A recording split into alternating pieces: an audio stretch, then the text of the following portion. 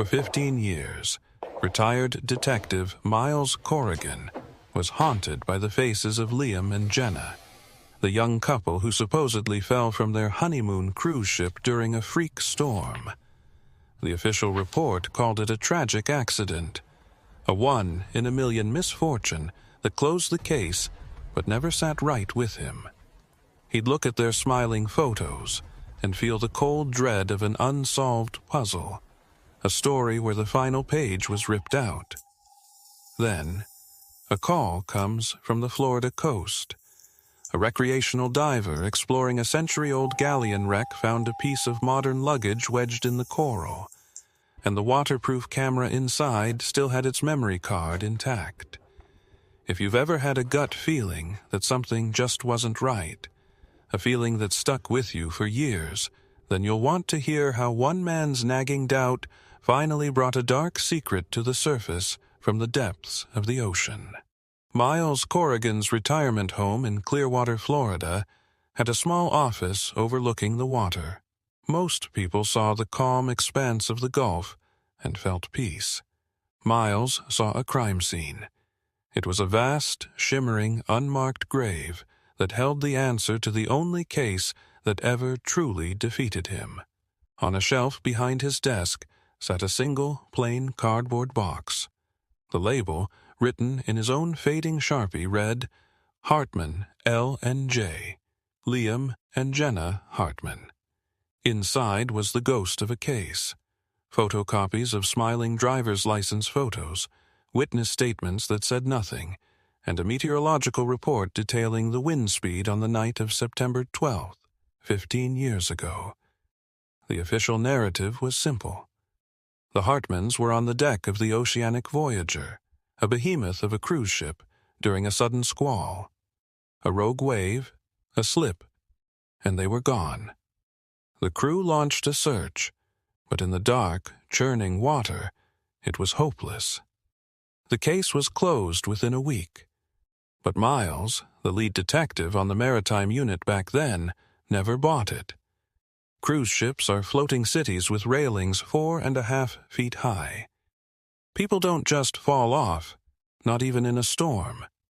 He had argued with his superiors, pushed the cruise line for more access, but was met with a wall of corporate lawyers and PR specialists. Eventually, the case was moved from his desk, labeled a tragedy, and filed away. Everyone moved on, except for Miles. The phone call came on a Tuesday afternoon. It was a young deputy from the Pinellas County Sheriff's Office, a man named Alvarez. His voice was hesitant, respectful. He knew who Miles was. "Sir, I know you're retired," Alvarez began, "but we've got something down here you might want to see. A diver found some personal effects registered to a Jenna Hartman." Miles felt a jolt, a surge of adrenaline he hadn't felt in a decade. He was in his car in 5 minutes, the old Hartman file box sitting on the passenger seat like a long-lost partner. At the station, Deputy Alvarez led him to an evidence room. On a steel table sat a small, hard-shell suitcase, crusted with barnacles and sea life. It had been pried open. Inside, preserved by the watertight seal, were clothes and a small digital camera. It was an old model, clunky by today's standards, but it was a brand known for its waterproof casings. The diver found the bag wedged inside the hull of the Santa Leona, an old Spanish wreck about 20 miles offshore, Alvarez explained. The luggage must have sunk and drifted right into it. The lab guys are shocked the memory card is still viable. Miles picked up the camera, turning it over in his hands. It felt impossibly heavy, like it contained all 15 years of his frustration and doubt. He nodded at Alvarez. "Let's see what they saw." In a small, windowless office, a forensics tech plugged the memory card into a reader. The room was silent as the first image loaded onto the monitor. It was Liam, grinning, with a sunburned nose, the endless blue ocean behind him. Miles felt a pang of sadness. The kid was barely 25. Click. The next photo was Jenna, holding up a colorful cocktail, laughing at something outside the frame. Click.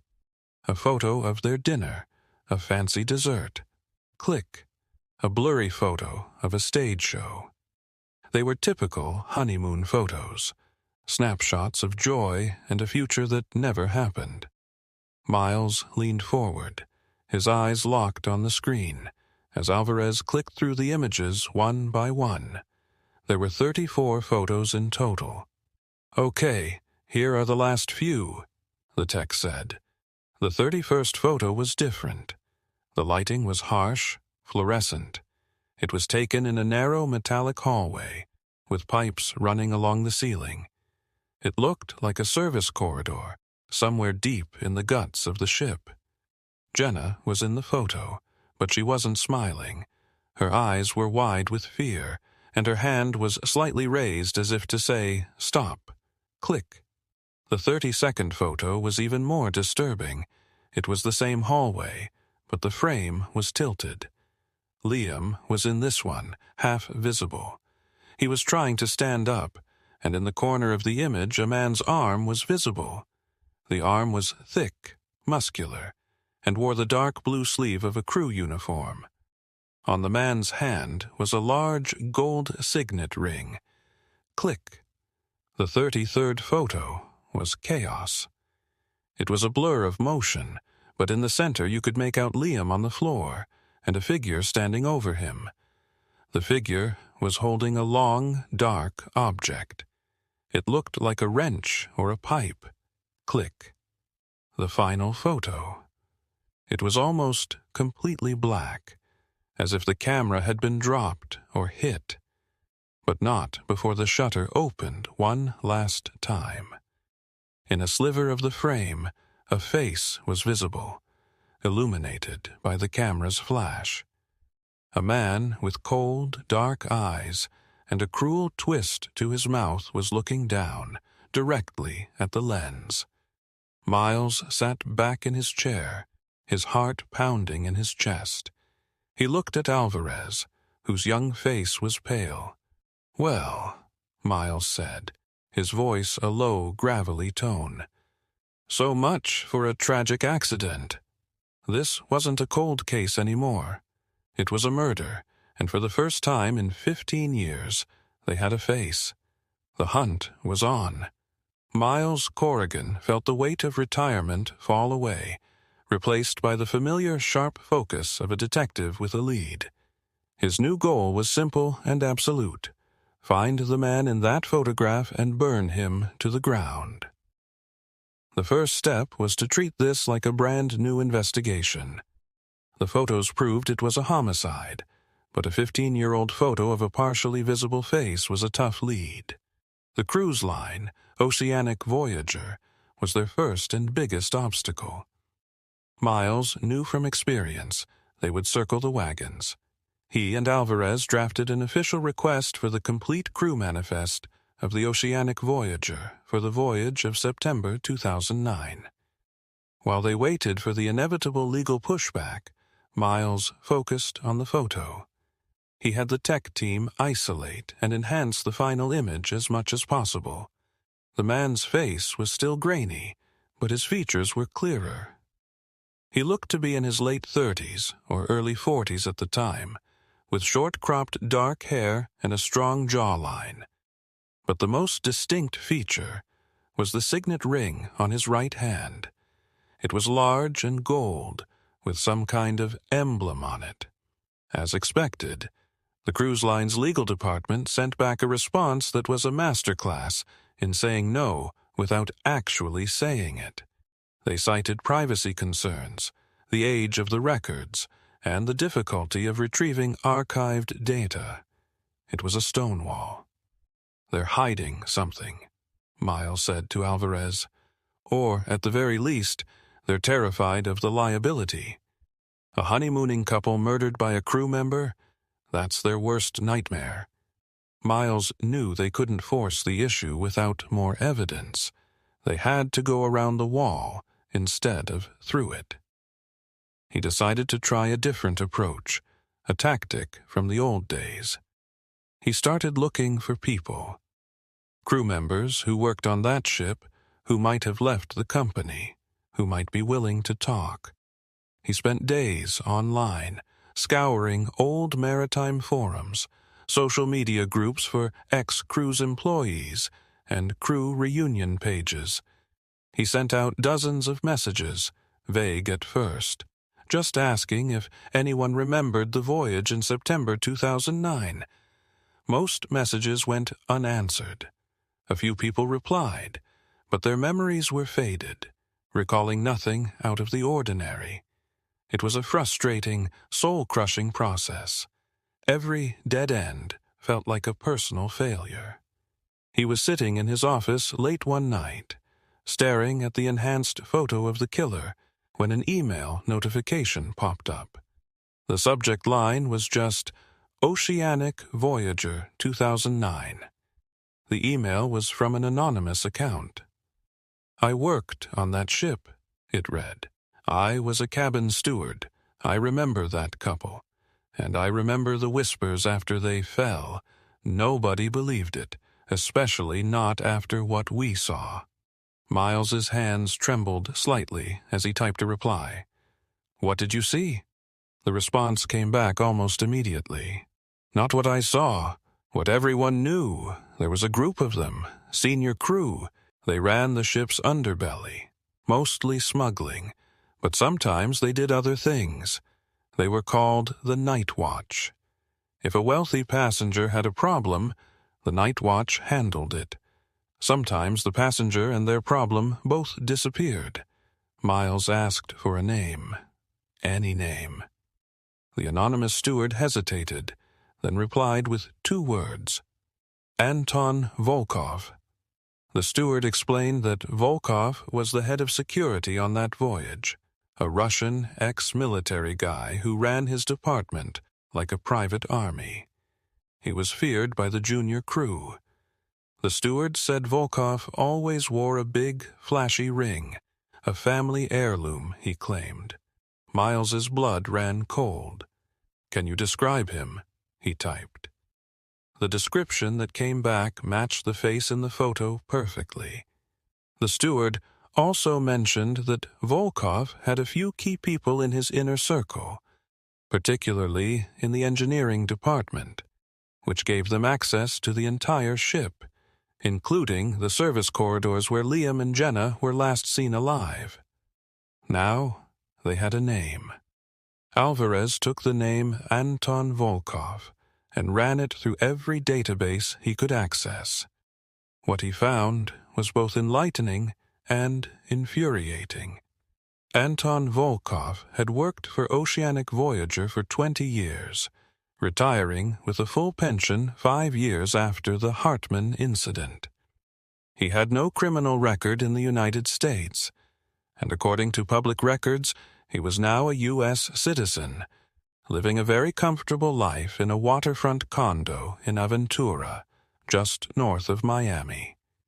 He was living off an income that far exceeded a cruise ship security chief's pension. It seemed the Night Watch had been very profitable.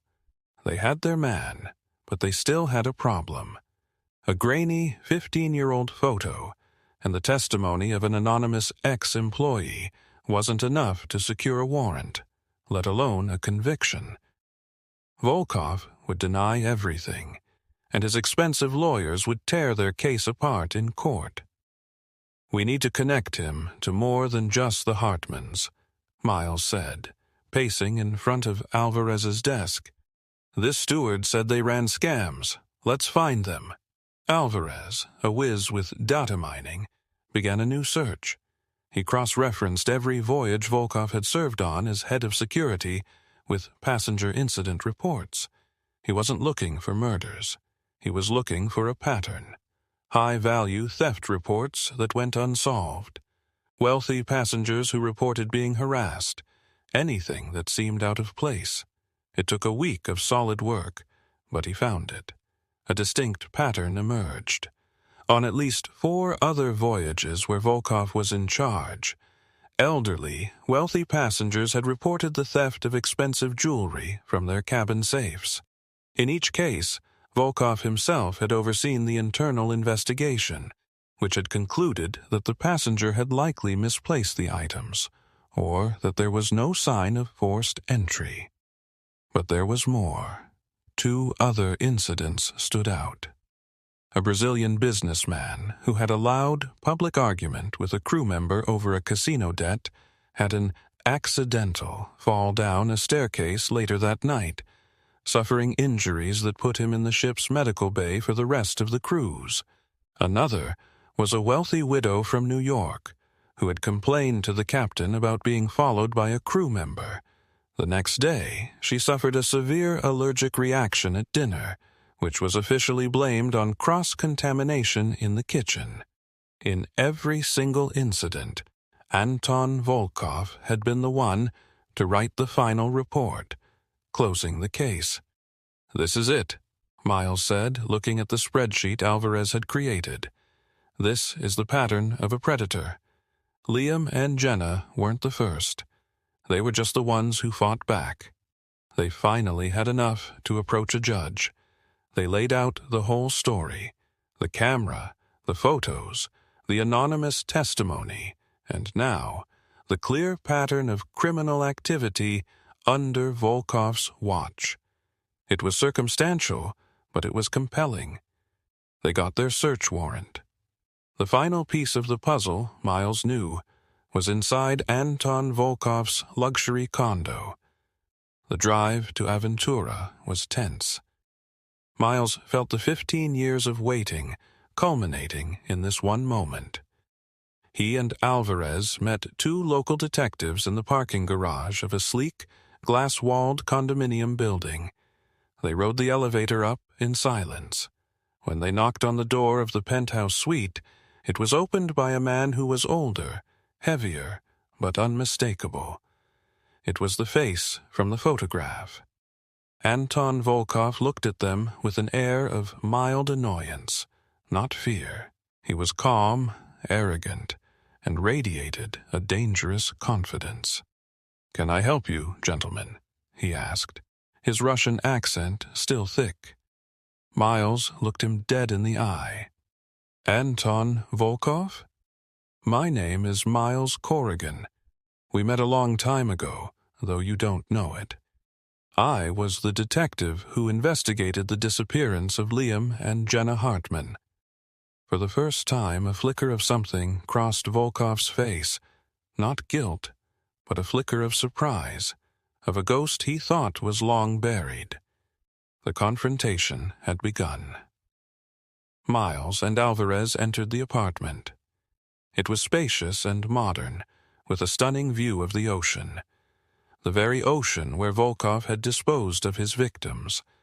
While the other detectives began a methodical search, Miles sat down opposite Volkov. He didn't show him the photos. Not yet. He simply started talking. He told Volkov about Liam and Jenna, about their honeymoon, about their parents who still waited for answers. Volkov listened with a smug smile, denying he even remembered the incident. "Many things happen on a ship, detective. It was a long time ago. A storm, I believe. Tragic." Miles pushed a file across the table. It was the report on the Brazilian businessman. "Do you remember this tragic accident?" he asked. He followed it with the report on the widow's allergic reaction, and then the reports of the unsolved jewelry thefts. With each file, Volkov's smile tightened. He was a professional, but Miles could see the carefully constructed wall around him beginning to crack. "You ran a tight ship, Anton," Miles said calmly. "A very profitable ship. You and your night watch. But you got sloppy, or maybe you just got arrogant. You let a kid with a camera take your picture." It was then that one of the local detectives emerged from a back room. He was holding a small wooden box. "You might want to see this, detective," he said. He opened the box on the table. Inside, nestled on a bed of velvet, was a collection of expensive jewelry. And sitting right in the middle was a very specific, very beautiful diamond engagement ring. Alvarez pulled out a photo from the Hartman case file, a picture of Jenna showing off her new ring to a friend. It was an exact match. Volkov stared at the ring, and the color drained from his face. The arrogance, the confidence, it all evaporated in an instant. He was caught. His whole world, built on theft and murder, came crashing down around him. He looked at Miles, and in his eyes, Miles saw not remorse, but the cold, hard fury of a cornered animal. Believing his empire was crumbling and hoping to save himself, Volkov began to talk. He confessed to everything. He explained that his team would identify wealthy targets on the passenger list. They would use their access as crew members to rob the cabins. Liam and Jenna, however, had returned to their room unexpectedly during a robbery. They fought back. Liam managed to injure one of Volkov's men. That, Volkov said coldly, was a mistake they could not be allowed to report. He and another crew member took them down to the engine room. Jenna had the camera and, in the struggle, managed to snap those final, damning photos before they were overpowered. During the height of the storm, Volkov and his accomplice dragged their bodies to a low service deck and threw them into the sea. Justice, when it finally came, was quiet and methodical. Volkov gave up the names of his accomplices in exchange for a deal, and the entire ring was dismantled. But for Miles, the real end to the story came a week later. He drove to a small town in central Florida and sat in a quiet living room with Liam and Jenna's parents. They were old now, their faces etched with 15 years of unresolved grief.